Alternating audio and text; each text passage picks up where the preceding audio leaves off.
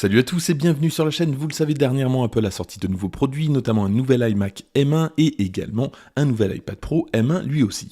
Et ça ne vous a pas échappé, côté connectique, on a de l'USB-C, alors ça on était au courant depuis un petit moment avec l'iPad Pro. Par contre, avec le nouvel iMac, il n'y a que des ports USB-C, 2 ports Thunderbolt 3 et 2 ports USB 4. La conséquence directe, c'est que tous les périphériques compatibles USB-A ne sont donc plus utilisables avec le nouvel iMac. Alors on avait pris un peu l'habitude avec les iPads, il y a quand même moins de périphériques connectés à un iPad, généralement c'est en Bluetooth, mais on en a quand même pas mal pour les iMac. Alors je prépare une vidéo concernant les accessoires pour iPad Pro de 2021, donc j'ai commencé à chercher des hubs, et celui-ci notamment, que je présenterai pas, mais j'en présenterai d'autres lors de cette vidéo. Par contre celui-ci me semblait intéressant, puisque son prix, une quarantaine d'euros, est quand même pas mal, il est assez complet, alors il a quand même quelques faiblesses, mais globalement il répond à pas mal d'usages, et c'est ce qu'on va voir dans cette vidéo. Alors c'est Novo qui fait ça, ici on a un port USB-C, un port USB-A, un port carte SD, micro SD. De l'autre côté, alors juste ici on a un port VGA et un port Ethernet, alors c'est du gigabit. Et puis de l'autre côté, on a 2 ports USB-A en plus et un port HDMI. J'ai tenté de faire pas mal de tests de performance de ce hub, en tout cas par rapport au hub de Sachi, la version 2 du hub 9 en 1 qui vient juste de sortir. Je vous le présenterai lors de la vidéo des iPad Pro 2021.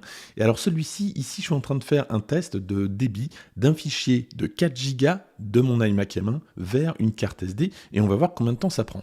Et vous me direz pourquoi ce test? Tout simplement, je voulais savoir si ça vaut vraiment le coup d'acheter un hub 2 fois plus cher pour des usages entre guillemets normaux. Alors évidemment, il y a des hubs qui ont des usages bien spécifiques, mais finalement la plupart des gens vont faire de la copie de fichiers, utiliser une souris USB ou même une imprimante, donc ça suffit largement. Et puis en attendant la fin de la copie, un petit point qui manque quand même sur cet adaptateur, c'est le port jack. Alors évidemment, si je le branche sur l'iMac, ça ne pose aucun problème puisqu'il y a déjà un port jack. Par contre, il n'y en a pas sur l'iPad et je trouve que c'est quelque chose qui manque. Il y a évidemment des hubs qui font ça.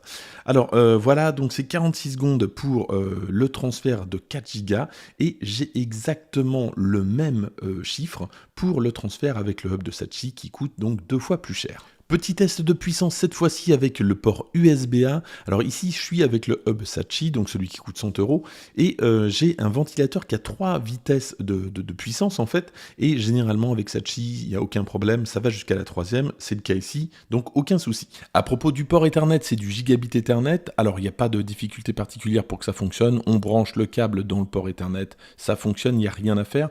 Ça peut être utile si vous avez un nouvel iMac M1 par exemple, sans port Ethernet dans l'alimentation, mais ça peut également être utile pour ceux qui utilisent un iPad lorsqu'il n'y a pas de connexion Wi-Fi, pourquoi pas, regardez, dans les réglages, on voit l'Ethernet qui apparaît, il n'y a rien à faire, il y a juste à brancher. Et puis vite fait, concernant le port VGA, l'avantage c'est qu'on peut utiliser en même temps le port HDMI et VGA, donc vous avez par exemple, si vous avez 2 écrans, vous allez pouvoir diffuser la recopie vidéo sur les 2 écrans.